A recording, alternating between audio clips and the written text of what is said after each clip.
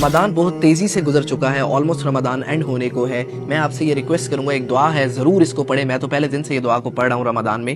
اللہم تقبل منا صیامنا، اے اللہ ہمارے روزے قبول فرما، وقیامنا، ہمارے قیام جو ہے وہ قبول فرما، ورکوعنا وسجودنا برحمتک یا ارحم الراحمین، اے اللہ ہمارے روزے، ہماری عبادات، ہمارے رکوع، ہمارے سجود، ہمارے صدقے، ہم نے یہ جو عبادات کی، اے اللہ اس کو قبول فرما۔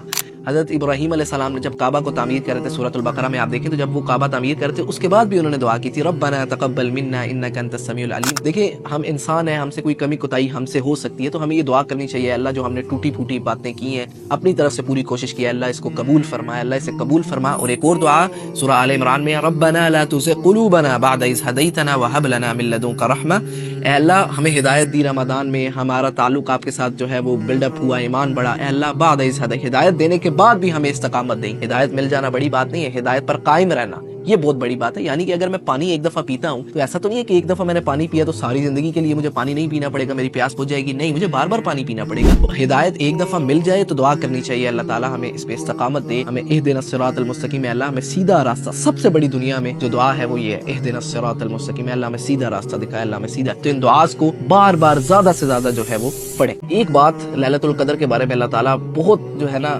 سرپرائزنگ کہتا ہے، وہ کیا کہتا ہے، وما ادراک ما لیلۃ القدر، تمہیں کیا پتا کہ لیلۃ القدر کیا ہے؟ مطلب اللہ تعالیٰ یہ کوسچن کر رہے ہیں، وما ادراک ما لیلۃ القدر، تمہیں کیا پتا کہ لیلۃ القدر کیا ہے؟ لیلۃ القدر خیر من الف شہر، لیلۃ القدر کی جو عبادت ہے وہ 1000 مہینوں سے بہتر ہے۔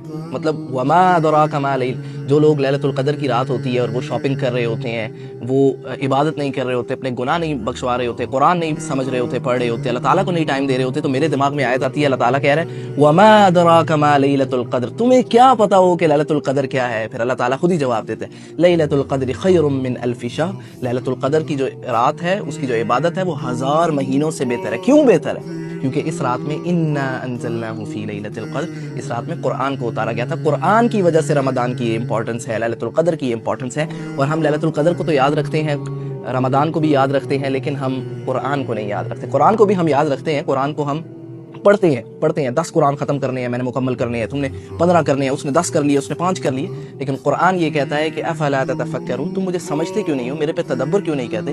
قرآن یہ کہتا ہے کہ جو عقل مند لوگ ہیں نا وہ میرے اوپر غور و فکر کرتے ہیں، تو اگر تو آپ عقل مند ہیں تو یہ آپ پہ لازم ہے کہ قرآن کو آپ سمجھیں۔ جب آپ قرآن کو سمجھیں گے تو پھر آپ کے لیے ایسے ایسے راستے کھلیں گے، ایسے ایسے راستے کھلیں گے جو دنیا کی آپ کوئی بھی کتاب پڑھ لیں وہ راستے نہیں کھلیں گے۔ کیوں؟ اس کی وجہ کیا ہے؟ کیونکہ یہ اللہ تعالیٰ کا کلام ہے، یہ اس کا کلام ہے جس نے یہ سب کچھ بنایا۔ آپ کا رمضان ضائع تو نہیں ہو گیا، یعنی کہ رمضان گزرنے کو ہے، ہم نے یہ چیک کرنا ہے کہ ہمارا رمضان کا مقصد پورا ہوا یا نہیں ہوا۔ رمضان کا مقصد میں نے بتایا تھا شروع میں، یا ایھا الذین آمنوا کتب علیکم الصیام کما کتب علی الذین من قبلکم لعلکم تتقون، اے ایمان والو ہم نے تم پہ روزے فرض کیے۔ کیوں فرض کیے؟ ہم روزے کیوں رکھتے ہیں؟ لعلکم تتقون، تاکہ ہمارا ایمان بڑھے، اللہ تعالیٰ سے محبت جو ہے یہ چیز انکریز ہو۔ تو رمضان گزر چکا ہے آلموسٹ، ابھی چیک کریں کہ آپ کی اللہ تعالیٰ کے ساتھ محبت، آپ کا ایمان کتنا بڑا ہے، اور اگر تو آپ کا ایمان نہیں بڑھا تو یہ خطرے کی بات ہے، فکر کرنے کی بات ہے۔ ایک حدیث سناتا ہوں، آپ صلی اللہ علیہ وسلم بیٹھے ہوئے تھے ممبر پر، جبرائیل علیہ السلام آئے اور کہا کہ ایسا بندہ جس کو رمضان نصیب ہو اور وہ اپنی بخشش نہ کروا پائے تو ایسا بندہ ہلاک ہو، تباہ ہو، برباد ہو۔ اب دعا کون کر رہے؟ جبرائیل علیہ السلام، اور اس پر آمین پتہ کس نے کہا؟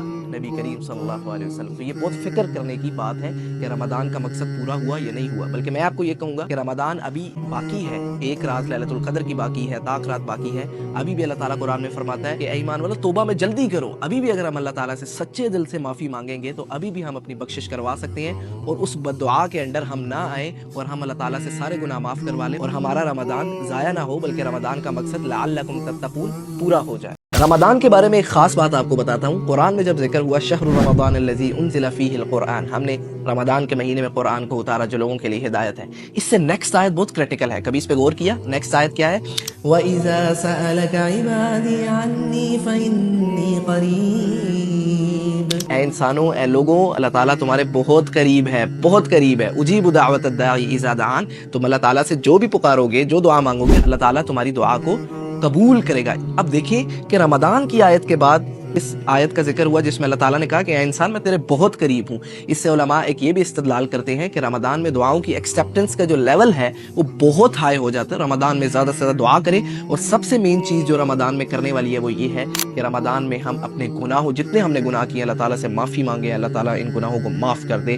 हम हमें ऐसे करते जैसे आज हम पैदा हुए हैं, ताकि हमारा जो रमज़ान का मकसद है लअल्लकुम तत्तकून वो पूरा हो जाए।